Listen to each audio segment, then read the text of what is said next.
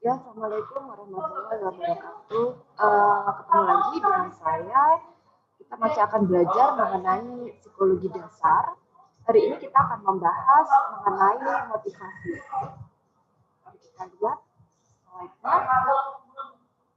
Ya, jadi motivasi ini sangat penting untuk dipelajari. Kenapa? Karena dengan kita tahu bagaimana motivasi itu muncul, bagaimana motivasi itu bisa hilang, dan bagaimana kita bisa mempertahankan motivasi seseorang.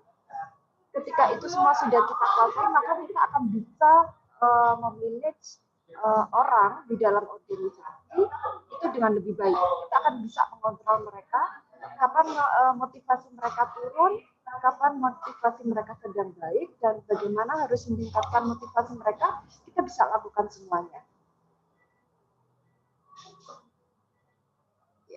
Kita lihat dulu video ini.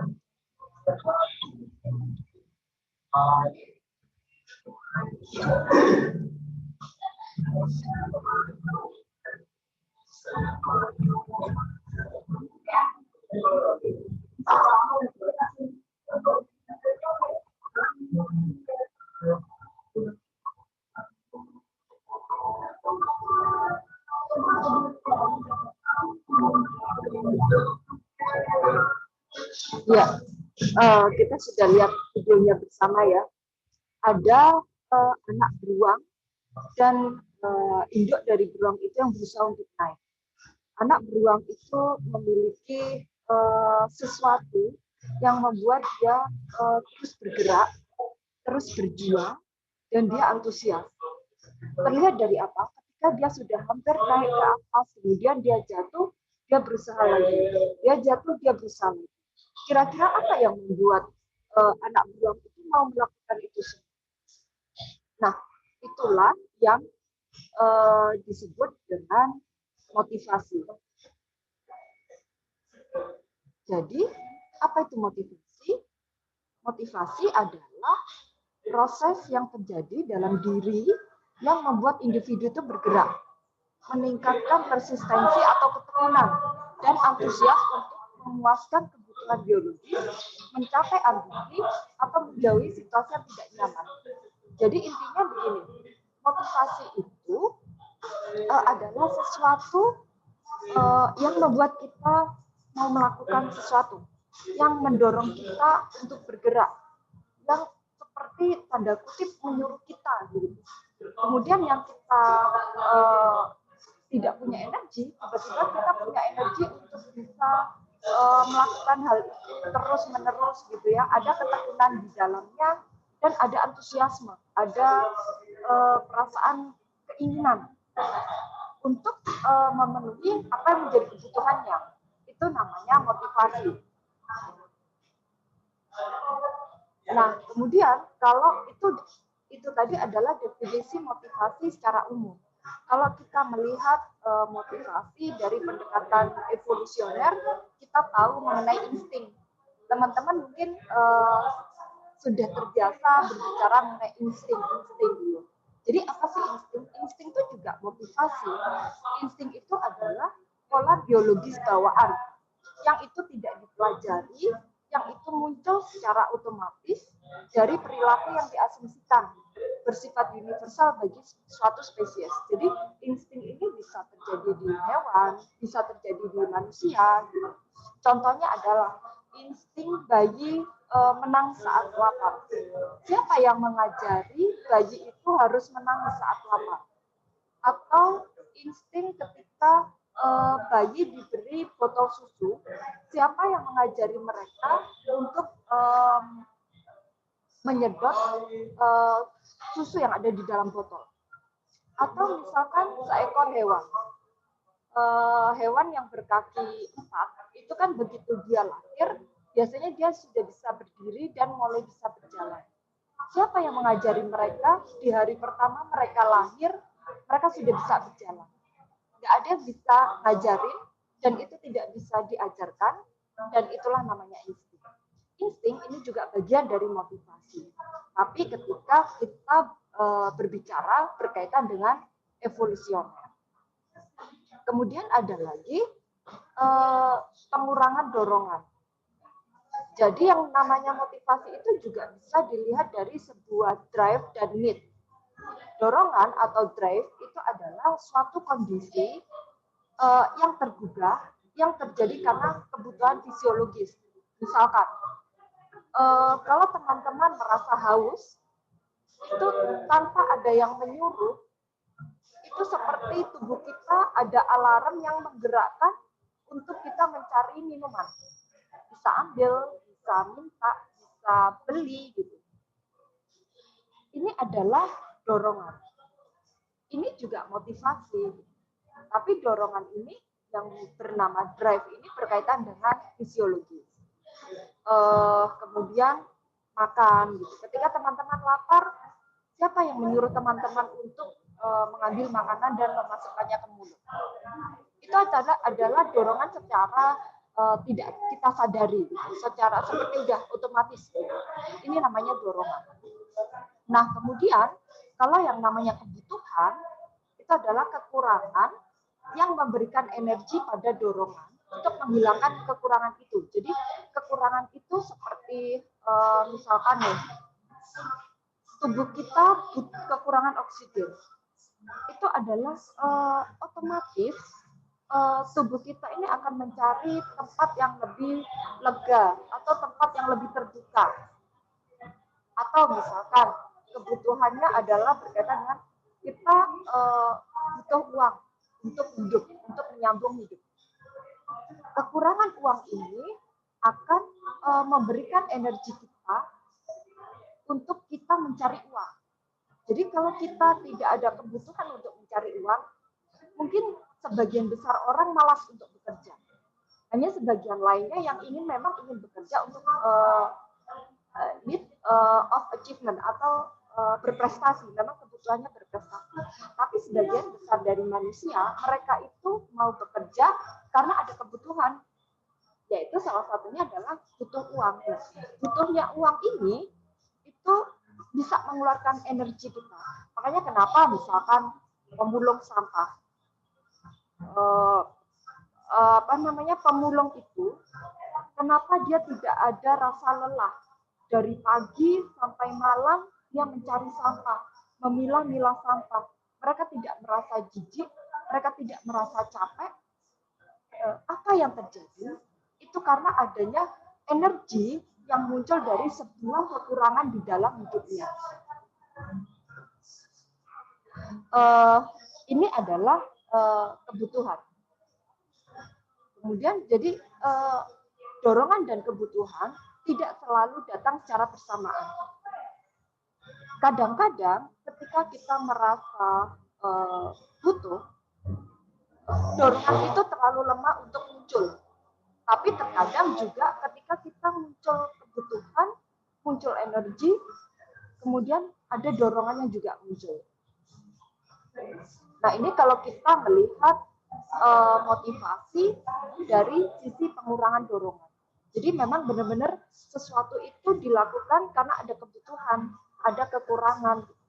Ini semua adalah berkaitan dengan homeostatis atau keseimbangan. Makanya kenapa ketika orang itu di usia yang sudah dewasa, itu mereka memilih untuk berkeluarga. Karena biasanya mereka merasa kurang. Apa yang kurang dalam hidupnya? Teman hidup. Dia merasa dia butuh teman. Itu yang memberikan energi seseorang untuk mau berumah tangga. Coba aja lihat teman-teman kalian mungkin di luar sana yang mungkin sampai usia sekian puluh tahun, mereka tidak ingin berkeluarga. Ketika kalian tanya, pasti jawabannya salah satunya adalah mereka merasa tidak membutuhkan pasangan. Nah, ini adalah contoh dari bagaimana kebutuhan itu muncul menjadi berbentuk sebuah motivasi. Sumber motivasi sendiri itu ada dua. Mohon maaf, yang ini belum saya ganti ya. Ini harusnya motivasi ekstrinsik. Jadi motivasi itu ada dua. Motivasi intrinsik dan motivasi ekstrinsik. Motivasi intrinsik merupakan dorongan dari diri untuk melakukan sesuatu dengan tujuan untuk mendapatkan sebuah kepuasan. Mungkin ada dari sebagian teman-teman sudah punya pekerjaan, kemudian sudah punya keluarga, pekerjaan mungkin sudah mapan, tapi kenapa masih ingin sekolah lagi, ambil S2 misalkan, atau ambil S3 misalkan. Itu kan sebetulnya hanya ada karena dorongan diri untuk berprestasi. Ada kepuasan di dalamnya ketika mereka memiliki kesempatan untuk bisa belajar lebih tinggi lagi. Atau kalau kita lihat seperti gambar yang ada di sini. Gambar di samping ini adalah gambar anak yang tidak memiliki tangan. Ada hendaya di dalam tubuhnya, ada ketidakberdayaan, ada kekurangan di dalam tubuhnya, tapi dia memiliki dorongan yang sangat kuat untuk tetap bisa beraktivitas dengan orang lain, dengan lingkungan, dan beraktivitas, berinteraksi sesuai dengan interaksi orang normal pada umumnya. Nah, ini adalah dorongan yang ada di dalam diri. Atau yang kedua adalah dorongan ekstrinsik, yaitu dorongan diri untuk melakukan sesuatu dikarenakan ada imbalan dari pihak eksternal. Misalkan teman-teman itu melakukan sesuatu karena butuh menang, karena butuh hadiahnya, karena butuh imbalannya. Ini adalah motivasi ekstrinsik, sumber motivasi ekstrinsik. Atau misalkan teman-teman berpenampilan rapi, berpenampilan cantik, berpenampilan ganteng gitu, supaya dipuji oleh temannya. Ini adalah motivasi ekstrinsik. Jadi motivasi itu ternyata bisa di-generate. Motivasi itu bisa diciptakan karena sumber motivasi itu juga bisa datang dari eksternal. Inilah kenapa salah satu fungsinya teman-teman harus belajar tentang motivasi agar teman-teman bisa mengenerate motivasi dari seorang karyawan. Nah, apa kaitan motivasi dan perilaku? motivasi yang sama dapat muncul dalam tingkah laku yang berbeda. Misalkan, motivasi saya adalah mendapatkan uang. Ada orang yang berperilaku dengan cara bekerja. Ada orang yang berperilaku untuk bisa mendapatkan uang itu dengan cara berhutang. Ada orang yang berperilaku mencuri untuk mendapatkan uang. Ada yang minta kepada orang tuanya. Artinya motivasinya sama, motivasinya adalah mendapatkan uang, tapi perilaku yang muncul berbeda. Atau yang kedua, tingkah lakunya sama, tapi motifnya berbeda. Contohnya, karyawan itu kan punya latar belakang yang berbeda-beda. Memang ada yang berangkat dari orang yang memiliki latar belakang ekonomi yang sudah mapan. Ada karyawan yang memang berangkat dari ekonomi yang memang kurang. Motivasi mereka berbeda, motivasi mereka dalam bekerja pasti berbeda. Yang ekonominya kurang, motivasinya adalah mencari uang. Yang ekonominya berlebih, mungkin ya, misalkan gaji 1 bulan yang dia dapatkan di perusahaannya adalah 7 juta.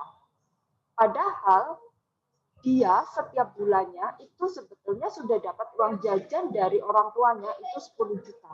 Artinya apa? Dengan tanpa dia bekerja, dia itu sudah punya cukup uang di setiap bulannya. Berarti kan sebetulnya motivasi dia bekerja bukan karena mencari uang. Sama-sama bekerja, motivasinya bisa berbeda. Bisa karena mungkin yang berlatar belakang ekonomi lebih baik ini motivasinya adalah untuk aktualisasi diri, untuk mengisi kekosongan waktu, untuk mencari teman, untuk mencari relasi, tidak untuk mencari uang. Tapi karyawan dengan latar belakang ekonomi yang kurang, bisa jadi motivasinya adalah untuk mencari uang. Ini menunjukkan bahwa tingkah laku yang sama bersumber dari motif yang berbeda. Nah, sekarang model motivasi dalam perusahaan itu ada 3. Yang pertama adalah model tradisional. Ini dicetuskan oleh Frederick Taylor. Jadi atasan model tradisional itu di mana paradigma berpikir atasan itu menganggap pada dasarnya karyawan itu memang malas bekerja dan hanya dapat diberi motivasi dengan uang. Dan teori ini masih banyak digunakan oleh perusahaan untuk meningkatkan motivasi kerja dari karyawan. Contohnya adalah model motivasi yang diterapkan pada sales. Teman-teman pasti tahu bahwa misalkan sales mobil, ketika dia bisa menjual 1 unit mobil, dia akan dapat bonus sekian. 2 unit mobil sekian. Nah, ini berarti perusahaan tersebut memakai model tradisional untuk memunculkan motivasi karyawannya. Dengan adanya insentif, karyawan itu akan termotivasi untuk menjual. Atau yang kedua adalah personal development, yaitu di mana kontak sosial itu dapat menciptakan dan mempertahankan motivasi pekerja dengan pendekatan personal. Contohnya, atasan menjenguk anak karyawan yang sedang opnam di rumah sakit. Sebetulnya tidak ada kaitannya dengan kinerja karyawan terhadap perilaku atasan yang menjenguk anaknya yang sakit. Tapi secara tidak langsung ini berkaitan. Kalau secara langsung mungkin tidak berkaitan. Tapi kalau secara langsung ini berkaitan. Kenapa? Karena yang disentuh adalah emosi dari karyawan, personal dari karyawan. Karyawan akan merasa dihargai oleh atasan ketika atasan itu memperhatikan keluarga kita. Nah, dengan adanya penghargaan dari atasan ini akan membuat karyawan itu menjadi lebih termotivasi untuk bekerja, lebih loyal terhadap perusahaannya. Dan ini banyak dipakai, pendekatan-pendekatan seperti ini banyak dipakai oleh perusahaan yang biasanya memang hubungan interpersonal antar karyawannya itu baik. Gitu. Ini sering digunakan. Jadi tidak perlu mengeluarkan banyak uang untuk memberikan insentif, cukup dengan memberikan perhatian, memberikan waktu, menunjukkan bahwa kita empati terhadap karyawan dan keluarga karyawan, ini cukup memunculkan motivasi karyawan menjadi lebih positif atau menjadi lebih tinggi. Nah, yang ketiga adalah model motivasi dalam perusahaan ini adalah model sumber daya manusia. Ini adalah teorinya dari Douglas McGregor. Terkenal dengan teori X dan teori Y. Teori X itu diyakini bahwa karyawan itu tidak termotivasi dan tidak suka bekerja. Pada dasarnya karyawan itu memang tidak suka bekerja. Mereka bekerja ketika ada hadiah atau reward dan ada punishment. Jadi karyawan itu akan bekerja ketika ada penilaian. Nanti kalau tidak achieve target, maka ada hukuman misalkan. Nah, ini membuat karyawan itu mau bergerak, termotivasi untuk bekerja. Jadi kalau teori X ini seperti teori motivasi itu muncul karena adanya keterpaksaan seperti itu. Nah, kalau teori Y itu adalah memandang bahwa pada dasarnya karyawan menyenangi pekerjaannya, termotivasi, kreatif. Jadi kalau teori Y ini memandang karyawan itu memang sudah positif. Gitu. Mereka tuh punya tanggung jawab, mereka memang suka dengan tantangan. Nah, tindakan manajemen untuk memotivasi orang-orang menurut teori Y ini adalah dengan cara melakukan promosi, dengan cara mengembangkan karir misalkan.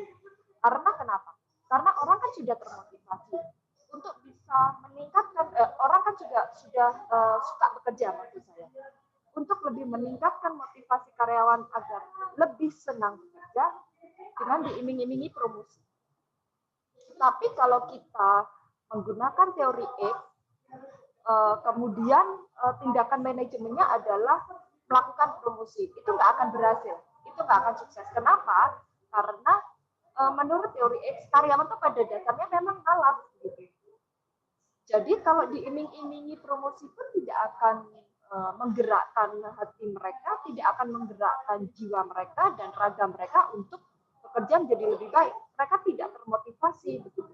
Karena mereka itu benar-benar bekerja itu hanya untuk menghindari hukuman, bukan mencapai apa yang lebih. Jadi kalau X itu adalah kalau ini garis normalnya, maka kondisi karyawan itu ada di bawah. Mereka termotivasi untuk mencapai garis normal.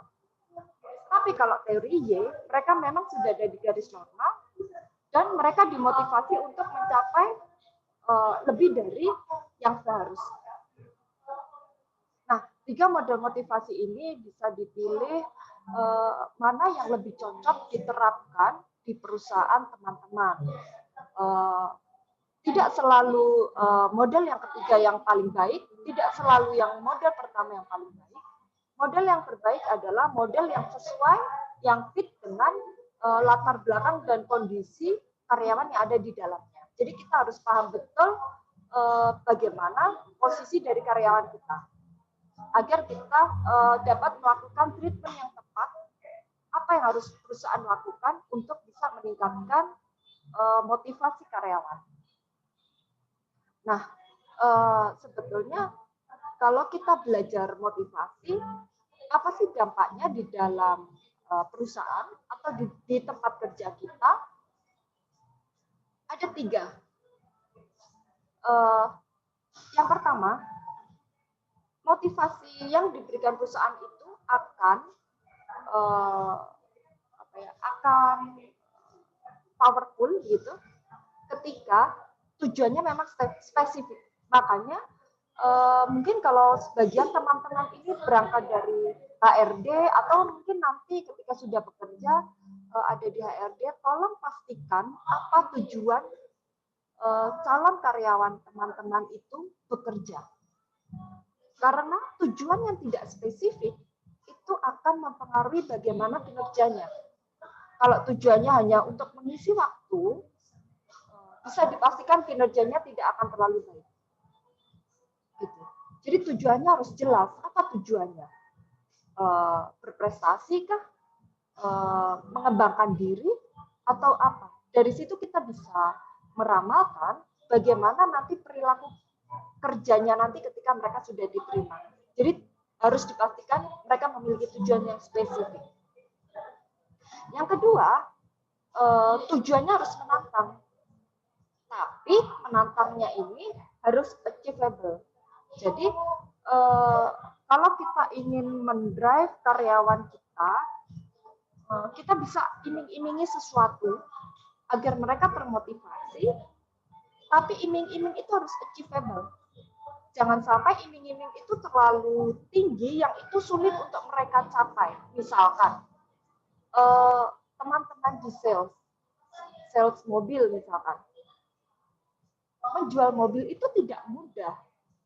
Kalau misalkan insentif itu diberikan ketika per unit mobil bisa terjual, itu achievable. Tapi misalkan teman-teman sales mobil itu akan mendapatkan insentif ketika mampu menjual 30 unit mobil dalam 1 bulan. Itu kan nggak achievable. Nah, ini insentif yang seperti ini tidak akan membuat karyawan atau sales mobil itu termotivasi untuk menjual mobil. Tapi kalau misalkan insentifnya ini per unit mobil, artinya kan achievable. Kalau cuma 1 unit, 2 unit, 3 unit, sales bisa mengejarnya. Nah, ini adalah yang dimaksud tujuan itu menantang, tapi harus tetap achievable. Yang ketiga adalah approach and avoidance goal, yaitu yang dikatakan approach goal itu berkaitan dengan dorongan untuk meraih sesuatu. Kalau avoid goal adalah dorongan untuk menghindari sesuatu. Jadi ini berkaitan dengan hukuman, punishment, atau reward. Jadi teman-teman bisa melakukan pemberian reward atau pemberian hukuman, tergantung kepada yang saya bilang tadi, apakah karyawan itu sesuai dengan teori X atau karyawan itu sesuai dengan teori Y. Nah, kemudian kaitan motivasi dengan lingkungan kerja itu apa sebetulnya? Jadi lingkungan kerja itu mampu mempengaruhi tingkat dari motivasi karyawan.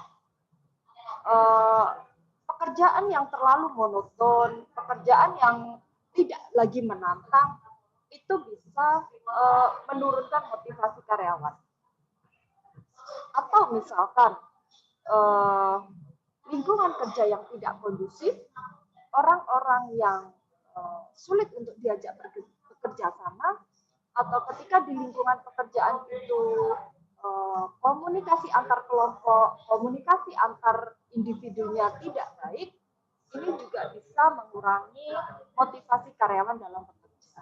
Jadi lingkungan kerja ini memang harus benar-benar dikondisikan.